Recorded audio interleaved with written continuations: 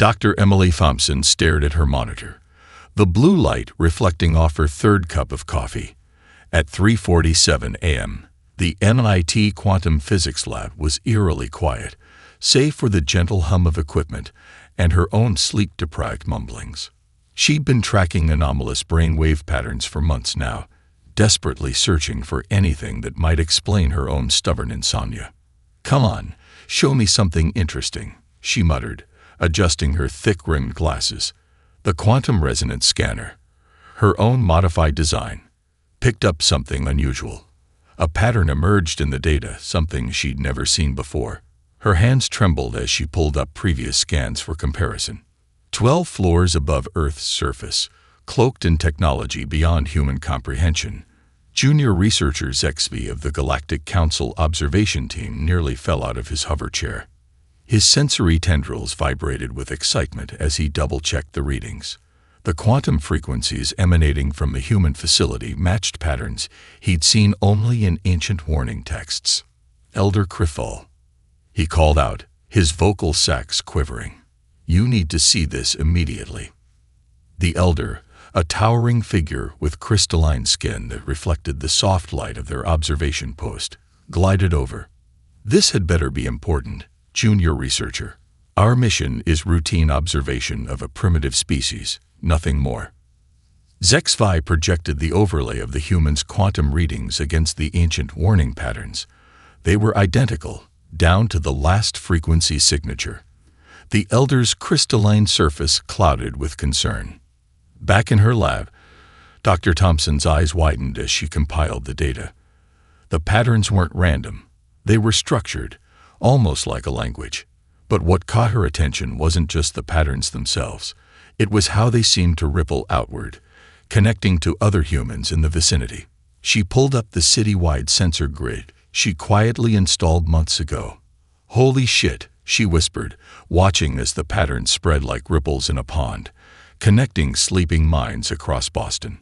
Above, Elder Crithal had already initiated emergency protocols. "This cannot be," they whispered, their crystalline form now a stormy gray. The warning spoke of giants sleeping among the stars, ancient beings of pure consciousness.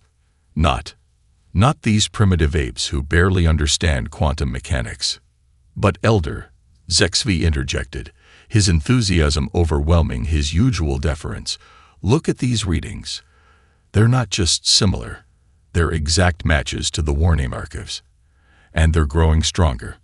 Dr. Thompson, unaware of the alien panic she was causing, reached for her phone. Her hand shook as she dialed. "Hey, David. I know it's late, but you need to get to the lab right now." "No, it can't wait until morning. I think I just discovered why humans dream." The Elder and junior researcher watched in mounting concern as the human made her call. Their advanced sensors picked up quantum ripples spreading further, touching sleeping minds across the eastern seaboard. Each connection strengthened the pattern, making it more distinct, more powerful. "We must inform the council immediately," Elder Crithal declared, their voice heavy with implications. "If these humans are what the warning spoke of." "But Elder," HFY interrupted, his scientific curiosity overtaking protocol once again, "shouldn't we study this further? This Dr. Thompson, she seems to be at the center of it all. Perhaps if we observed her more closely." "No." The Elder's sharp response made the junior researcher recoil. "We follow protocol. The council must be informed. If humanity truly carries the quantum signature of the sleeping giants." They paused, their crystalline form shimmering with anxiety. "Then everything we thought we knew about Earth needs to be reevaluated." As the aliens above prepared their urgent report, Dr. Thompson pulled up another set of readings, unaware that her late-night research was about to change humanity's place in the galaxy forever. The patterns were spreading, growing stronger, connecting more minds with each passing moment. Humanity's great awakening had begun, and not even the Galactic Council could stop it now. Katie Martinez was halfway through her daily TikTok livestream when the headache hit. Her viewers watched in real time as she stopped mid-sentence, her brown eyes going wide with an expression of stunned recognition. "Guys," she whispered, her voice trembling. "Something's wrong in California. Like, really wrong. I can feel it." Seconds later, her phone buzzed with breaking news. A 6.7 magnitude earthquake had just struck the San Francisco Bay Area. The chat exploded with questions and accusations of fake reactions, but Katie wasn't paying attention anymore. Her mind was filled with afterimages of places she'd never been, people she'd never met, all crying out in synchronized fear. Meanwhile, in MIT's quantum physics lab, Dr. Thompson's research had gone viral in the worst possible way. Dr. James Richardson, her longtime academic rival, had published a scathing critique of her work, complete with edited footage from her lab's security cameras. "This is what passes for science these days," Richardson's tweet read, attached to a clip of Thompson talking to herself at 4 a.m. MIT's standards must be slipping. The attempted takedown backfired spectacularly. Within hours, thousands of teenagers across different time zones began reporting similar experiences to Katie's. They called it the feeling, sudden bursts of awareness that transcended physical distance. Every prediction proved accurate, from natural disasters to stock market shifts. Above Earth's atmosphere, the Galactic Council's monitoring station was in chaos.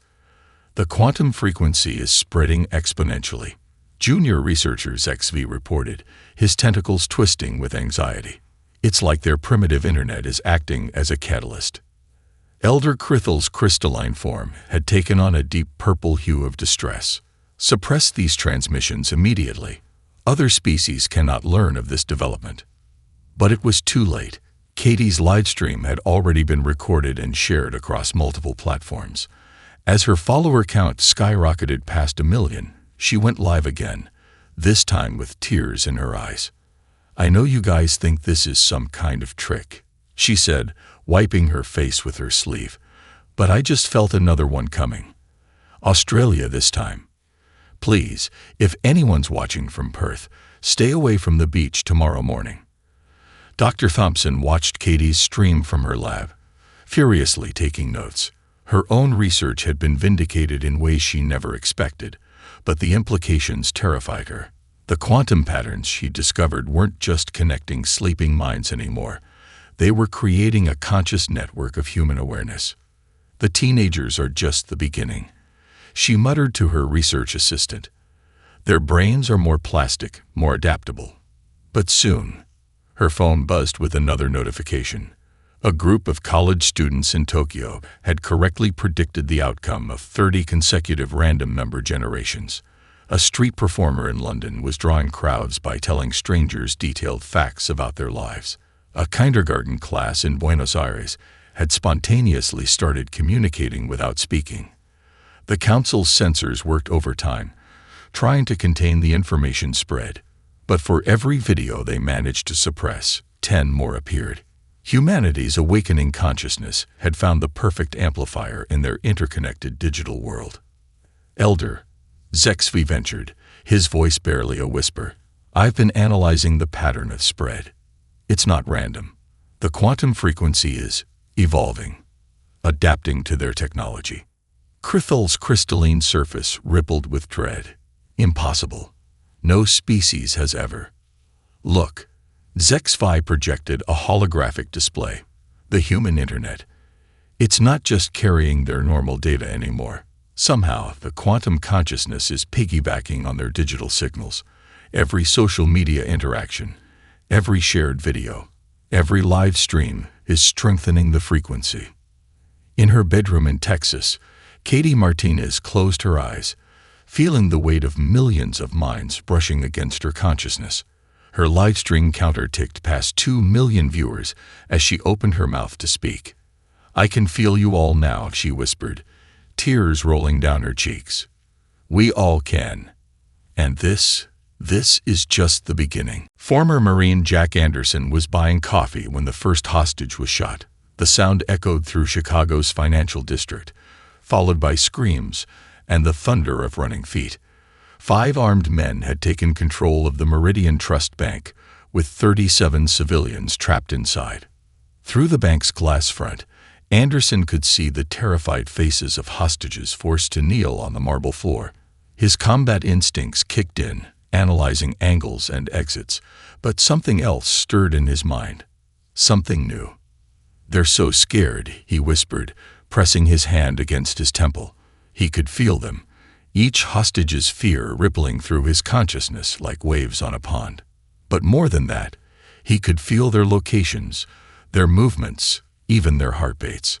Above Earth, Elder Crithel watched in horror as the quantum readings around Chicago spiked dramatically. Another emergence point. And this one, it's different. Inside the bank, the situation deteriorated. The lead gunman, sweating and twitchy, fired another warning shot into the ceiling. Nobody moves. The vault opens in 3 minutes, then we're gone. Anyone tries to be a hero, they die. Anderson closed his eyes, letting the new awareness flow through him. He could feel every mind in the bank, hostages and hostage-takers alike.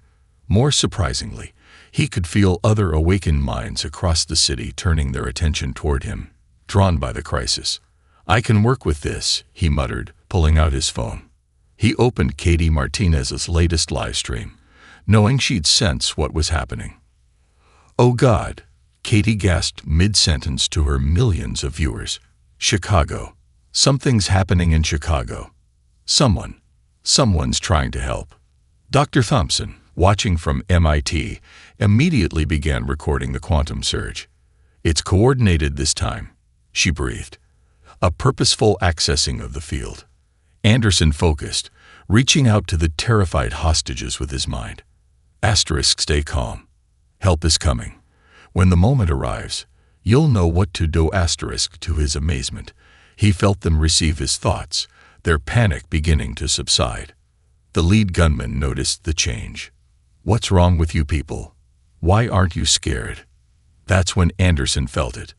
The massive surge of shared consciousness as awakened minds across the country turned their attention to Chicago. Katie's livestream had alerted them all, and now they were connecting, strengthening his ability to coordinate the response. "Now," Anderson whispered, pushing the thought to every hostage simultaneously. What happened next would be viewed millions of times across social media, despite the council's frantic attempts to suppress the footage. Every hostage moved in perfect synchronization, dropping and rolling in precisely choreographed patterns. The gunmen, confused and startled, found themselves shooting at empty air as their targets seemed to anticipate every move. Anderson strode through the bank's front door, his mind linked with every person inside. Through their shared consciousness, he could see every angle, predict every reaction. When the lead gunman turned to shoot him, 3 hostages moved in perfect coordination to disarm him. Impossible. Elder Crithel's crystalline form pulsed with alarm.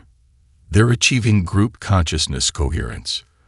The quantum field, they're not just connecting through it anymore. They're controlling it. The entire incident lasted less than 2 minutes. When the police finally entered, they found all 5 gunmen disarmed and restrained, with not a single hostage injured. And at the center of it all stood Jack Anderson, his eyes closed, still connected to the group consciousness that had made it all possible. Katie's livestream hit 10 million concurrent viewers as she narrated what she felt. "It's not just about predicting things anymore," she said, tears streaming down her face. "We can act together now, move together, think together. And this is just the beginning of what we can do." Dr. Thompson watched the footage in her lab, her hands trembling as she documented the quantum readings. "The pattern's stabilizing," she whispered. "It's not random anymore. We're learning to control it." In their observation post, Elder Crithel made the most difficult decision of their career. "Prepare for immediate intervention," they ordered. "The humans aren't just awakening anymore. They're evolving. And if we don't act now..." They left the thought unfinished, watching as the quantum readings continued to surge across the planet. Humanity's consciousness was reaching a critical mass, and not even the Galactic Council could predict what would happen next. Commander Zixtal's first contact vessel descended through Earth's atmosphere, cloaked in what the Council had assured him was impenetrable stealth technology. His mission was clear: contain the human consciousness awakening before it destabilized the galactic order. Preparing for landing at designated Point Alpha, his pilot announced. No signs of human detection. Actually, a calm voice echoed through their ship's comm system. We'd prefer if you landed in Central Park. We've already cleared the area. The alien crew froze. The voice belonged to Dr. Emily Thompson, and she shouldn't have been able to detect them, let alone hack their supposedly unhackable communications. How did you? Commander Zixtal started. Your encryption was fascinating, Thompson interrupted. Based on quantum principles we shouldn't understand yet, right? Funny thing about quantum fields, once you're connected to them, all sorts of possibilities open up. In Central Park, Thompson stood with Jack Anderson and a small group of awakened humans. Katie Martinez's live-stream drone hovered nearby, broadcasting to her now 100 million-strong audience. They're coming down, Anderson said, eyes closed as he tracked the ship's descent. And they're terrified. Not of us, exactly. Of what we represent. The ship shimmered into visibility, a sleek crystalline structure that seemed to bend light around it. As its landing ramp extended, Commander Zixtal emerged with his elite team, their ceremonial armor gleaming in the morning sun. In the name of the Galactic Council, Zixtal began, his translator converting his harmonic speech to English. We come to contain the potential threat we represent. Thompson finished for him. Yes, we know. We also know about the orbital weapons platforms you positioned last week. Fascinating technology, by the way. The quantum targeting systems are especially elegant. Zixtal's outer membrane paled. Those platforms were supposed to be undetectable. How could you possibly? The same way we learned your language before you landed. Anderson stepped forward. The same way we know about the Council's true history. The quantum field doesn't just connect human minds, Commander. It connects everything. Katie's drone zoomed in on the aliens' reactions as Thompson continued. Your weapons platforms, by the way, have been temporarily deactivated. We didn't disable them. That would be hostile. We simply helped them fall asleep for a while. The commander's security team raised their weapons, but Anderson shook his head. You don't need those. If we wanted to harm you, we wouldn't have invited you to land. Through their shared consciousness, the humans could feel the aliens' mounting panic. These primitives shouldn't have been able to detect their ships, let alone understand their technology. Every assumption the Council had made about humanity was crumbling. What do you want? Zixtal finally asked. Thompson smiled. To talk. To understand. To share what we're learning. Did you know your own species has the potential for quantum consciousness? We can sense it, dormant but present. The commander's outer membrane rippled with shock. Impossible. The Council has studied consciousness for millennia. Through technology, Anderson interrupted. Through external observation. But you never thought to look inside, to explore consciousness with consciousness itself. Katie's voice carried across the park as she narrated for her viewers. I can feel them. Everyone. They're not so different from us. They're just asleep, like we were. Zixtal watched in astonishment as the gathered humans closed their eyes in unison. A gentle quantum pulse rippled out from the group, and for just a moment, he felt something stir in his own consciousness, a potential he never knew existed. That's impossible, he whispered. No, Thompson replied gently. It's just the beginning. The question is, Commander, did you come here to stop us from waking up, or would you like to learn how to wake up yourselves? The silence that followed was broken only by the gentle hum of Katie's drone, broadcasting this historic moment to a world that was rapidly learning just how vast its potential really was.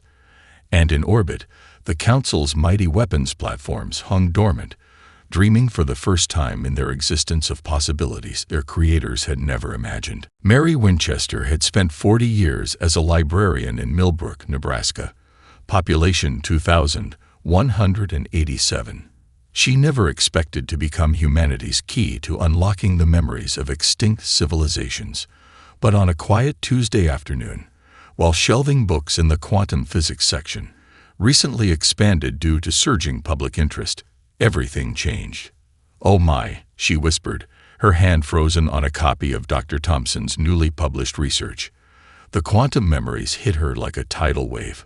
Vast crystal cities, beings of pure energy, civilizations that had risen and fallen before Earth's first microbe evolved. "Agnes," she called to her assistant, her voice trembling. "Cancel the book club. Something's come up." Across the country, Dr. Thompson's quantum monitors lit up like Christmas trees. "This is different," she told Anderson over their shared consciousness link. "Someone's not just connecting to the present. They're reaching into the quantum record itself." In her small library office, Mary sat surrounded by hastily gathered notebooks, her pen flying across pages as ancient knowledge poured through her consciousness. "We were never primitive," she muttered. "We were waiting, growing, like seeds in winter." Katie Martinez, now broadcasting from a dedicated news studio, felt the ripples of Mary's discovery. "Guys," she told her viewers, now numbering in the hundreds of millions, "something big is happening in Nebraska, of all places." The council's observation team detected the surge as well. Elder Crithel, Zexvi reported, "The quantum signatures, they're identical to the archive memories." Mary's modest book club, which had previously focused on romance novels and mystery thrillers, gathered in the library's meeting room. As she shared her discovery, each member began accessing the quantum memories themselves, their combined consciousness strengthening the connection. The Earth, Mary explained to her stunned friends, was engineered to be an incubator of consciousness. The ancient ones, they knew their time was ending. They seeded countless worlds, hoping one species would eventually awaken to its full potential. Dr. Thompson and Anderson arrived within hours, having felt the importance of Mary's discovery. They found the entire book club in a state of deep quantum communion, accessing knowledge that the council had spent millennia trying to decode. "The council's been going about it all wrong," Mary told them, her eyes bright with understanding. "They've been trying to access the quantum records through technology, but the records themselves are conscious. They can only be read by consciousness." Through their shared awareness, humans worldwide began learning abilities that the council had deemed impossible. Children in playgrounds started lifting pebbles with thought alone. Elderly patients in hospitals found themselves healing at impossible rates. A group of students in Brazil spontaneously accessed the quantum engineering principles behind faster-than-light travel. The council's attempts to suppress the information failed spectacularly. Their advanced technology, designed to block quantum transmissions, proved useless against the direct consciousness-to-consciousness transfer that humans had mastered. "Don't you see?" Mary explained to a gathering of scientists and government officials, her book club members nodding along. Every human ability that seemed magical or impossible, telepathy, telekinesis, precognition, they're all just different aspects of quantum consciousness. We're not learning anything new. We're remembering what we were designed to become. In orbit, the council's emergency session fell into chaos as reports flooded in. Humans weren't just accessing the quantum records. They were teaching others to do the same. The knowledge of 1,000,000 extinct civilizations, preserved in the quantum field itself, was becoming available to anyone who knew how to listen. "The containment protocols have failed," Commander Zixtal reported grimly. "And the humans, they're sharing everything they learn. Freely, without restriction."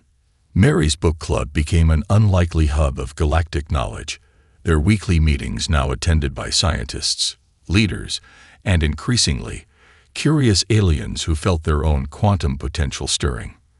"We were never meant to keep this gift to ourselves," Mary told her expanded book club, her consciousness touching each of theirs with grandmotherly warmth. The Ancient Ones didn't create us to be guardians or rulers. They created us to be teachers.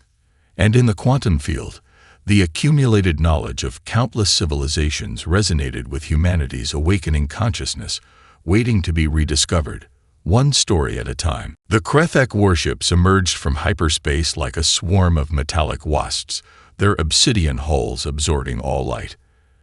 Admiral Vectora, her chitinous armor gleaming in the command deck's low light, transmitted their ultimatum to Earth. "This awakening ends now," she declared, her translator rendering her clicks and whistles into harsh English. "The Council may tolerate your existence, but we understand the true threat you represent." Dr. Thompson, monitoring the situation from MIT, felt the collective consciousness of humanity ripple with concern, but not fear. "They don't understand what they're dealing with," she told Anderson over their quantum link. "They think this is about weapons and power." The Krethek fleet deployed their neural dampeners, technology designed to disrupt consciousness itself. On Earth, billions of humans felt the strange pressure against their minds, like static on a radio frequency. Katie Martinez, broadcasting to her now global audience, smiled. "They're trying to put us back to sleep," she said, her voice calm. "But you can't make someone forget how to dream."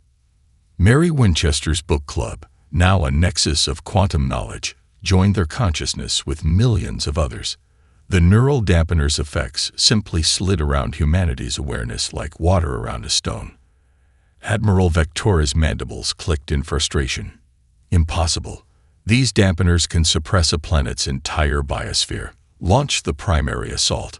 But as the Krethek warriors prepared to fire their weapons, something unexpected happened. Humanity reached out, not to fight, but to share. Anderson, coordinating with awakened minds worldwide, initiated what they'd named Project Empathy.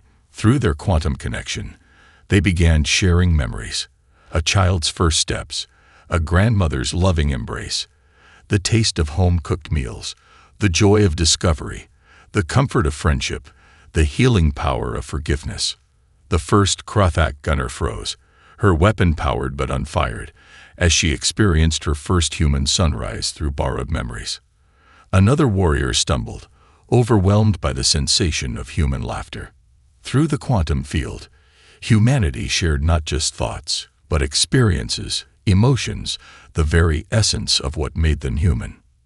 "Stop this," Admiral Vectora commanded, but her own consciousness was already being touched by the quantum sharing.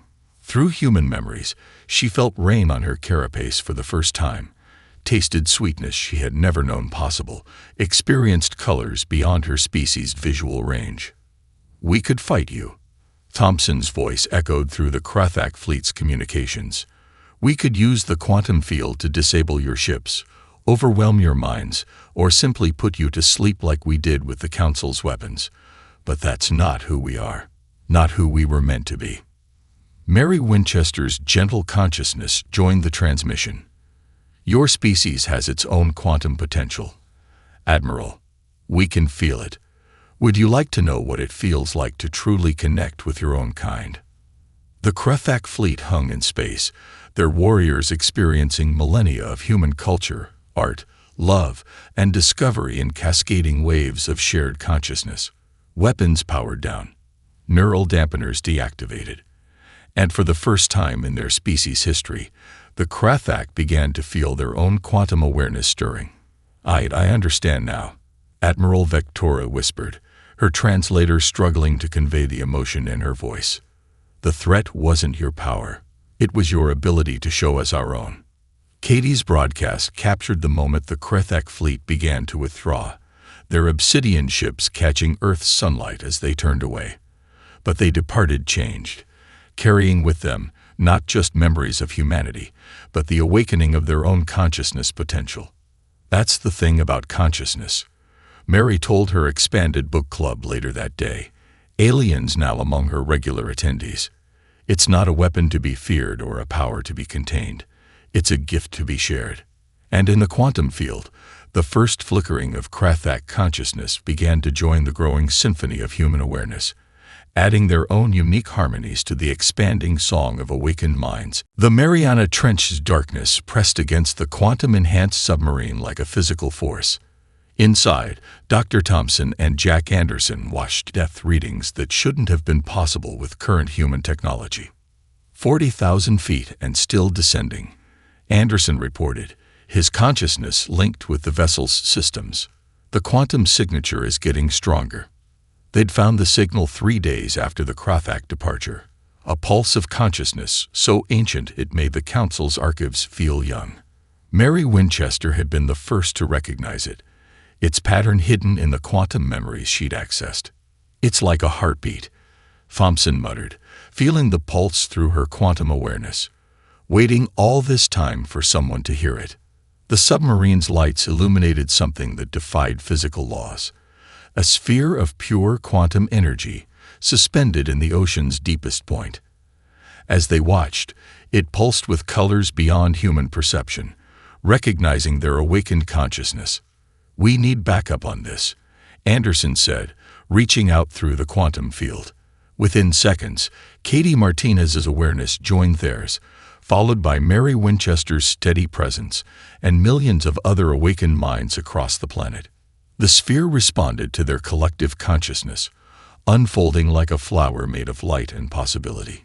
Inside, they found not a physical vault, but a quantum construct, a direct link to the beings who had engineered humanity's potential. "Oh," Mary's consciousness whispered through their link. They were so beautiful. Through the quantum construct, they experienced the ancient civilization's memories firsthand. They saw beings of pure consciousness who had transcended physical form, who had seeded countless worlds with the potential for quantum awakening. Earth hadn't been their only project, but it had been their most ambitious. They knew, Thompson realized, experiencing the ancient memories. They knew the Council would emerge, knew they would create a hierarchy of species based on technological advancement, and they knew that approach would eventually stagnate the galaxy's consciousness evolution. The construct showed them more. How humanity had been carefully designed not just to achieve quantum consciousness, but to help others achieve it as well. The Ancient Ones had encoded within human DNA the ability to recognize and nurture consciousness potential in other species. "That's why we can sense it in others," Anderson said, understanding dawning. "Why we could feel the Krothak's potential, even when they couldn't." Katie's consciousness rippled with excitement. "Guys, you need to see this part." Through her awareness, they focused on a specific memory, the Ancient One's final message, left for humanity to find when they were ready. "They didn't just leave us knowledge," Mary's consciousness interpreted. "They left us a choice." The message unfolded in their shared awareness. Humanity could use their awakened consciousness to advance themselves, to become like the Ancient Ones and transcend physical form. Or they could take a different path, become teachers, guides, helping other species discover their own quantum potential. "The Council's hierarchy," Thompson began, "was never supposed to exist," Anderson finished. "They categorized species by technological advancement, never realizing that consciousness evolution followed a completely different path. Through their link to the construct, they could feel the quantum potential sleeping in every Council species, waiting to be recognized and awakened. The Ancient Ones had known that only a species who achieved quantum consciousness naturally, without technological shortcuts, would be able to sense and nurture that potential in others. "They didn't make us to rule," Mary's gentle consciousness concluded. "They made us to teach, to help others find their own way to quantum awareness." The construct pulsed one final time, transferring its complete knowledge into humanity's quantum consciousness. As it faded, they understood their true purpose, not to dominate, not to transcend, but to help transform the galaxy's rigid hierarchy into something far more beautiful. A symphony of awakened minds, each species discovering their own unique quantum potential. Katie's consciousness sparkled with determination. Well, she broadcast to her billions of viewers, "I guess it's time for humanity to become the teachers we were meant to be." The quantum construct dissolved, its purpose fulfilled, leaving humanity with both a profound understanding of their role in the galaxy and the knowledge of how to fulfill it. The real work was just beginning. 6 months after the discovery of the quantum vault, Mary Winchester's library had become something unprecedented in galactic history. Every Wednesday, her book club hosted beings from across the Council's territories. Crystalline entities discussing Shakespeare with tentacled philosophers, energy beings debating poetry with silicon-based life forms. The beauty of consciousness, Mary told her diverse audience, is that it transcends all physical forms. Today, we'll be exploring human music while practicing quantum resonance. Dr. Thompson, watching from the back of the room, smiled as she felt the aliens' dormant quantum abilities stirring in response to Earth's symphony orchestras. Her Quantum Consciousness Academy in MIT had already helped 3 council species achieve their first conscious connections. It's not about teaching them our way, she explained to a newly arrived group of Krathac students. It's about helping them find their own path to awareness. Anderson had taken a different approach. His international peacekeeping teams now included awakened humans and aliens working together, using shared consciousness to resolve conflicts before they could escalate. The Council's military forces were gradually being transformed into bridges between species. Consciousness doesn't take sides, he explained during a crisis intervention on a disputed border world. It only expands understanding. Katie Martinez, now hosting the galaxy's most watched quantum broadcast, reached across space itself to share experiences between species. Her network of consciousness had become a living library of perspectives, each mind contributing its unique way of experiencing reality. Today, she announced to her multi-species audience, we're going to experience color through the awareness of a silicon-based life form. And let me tell you, folks, you haven't really seen blue until you've felt it through crystalline consciousness. The Council, once so rigid in its hierarchy, found itself transforming. Species previously deemed primitive were discovering profound quantum abilities. Advanced civilizations were learning humility as they reconnected with their own dormant consciousness potential. The ancient ones knew what they were doing. Thompson told a gathering of council scientists. They understood that true advancement couldn't be measured by technology alone. Each species has its own unique contribution to the galaxy's conscious evolution. Project Bridge, as humanity's teaching initiative became known, spread across the galaxy. Mary's original book club format was replicated countless times, small groups of diverse beings coming together to share experiences, awaken abilities, and discover new ways of understanding reality. Yesterday, Mary told her group, we learned how the Krathac experience time. Today, one of our energy being friends will share how they perceive love. Next week, we'll explore how silicon consciousness understands music. The quantum pulse that the vault had released continued to ripple through space, awakening potential wherever it touched. But it was humanity's gentle guidance that helped shape these awakenings into something beautiful rather than chaotic.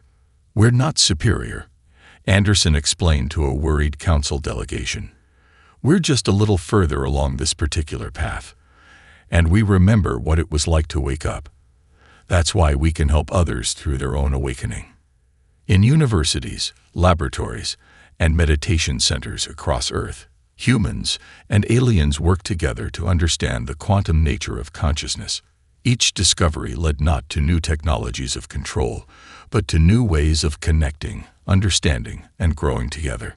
Katie's final broadcast of the year reached across the galaxy, touching billions of minds across thousands of species. A year ago, she said, we thought we were alone in our awakening. Now look at us, a galaxy learning to dream together, each in our own way. The Ancient One's quantum construct had dissolved, but its purpose lived on in every connection made, every consciousness awakened, every bridge built between different ways of being. Humanity had found its role not as rulers or transcendent beings, but as helpers and guides in the galaxy's gradual awakening. The story never really ends, Mary told her book club, watching their quantum awareness dance together, like Aurora Borealis. Consciousness just keeps expanding, finding new ways to grow, new songs to sing.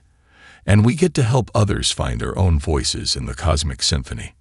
And in the quantum field that connected all consciousness, the Ancient One's final gift continued to unfold, not in grand gestures of power, but in countless small moments of understanding, growth, and awakening, rippling outward like waves in an infinite sea of possibility.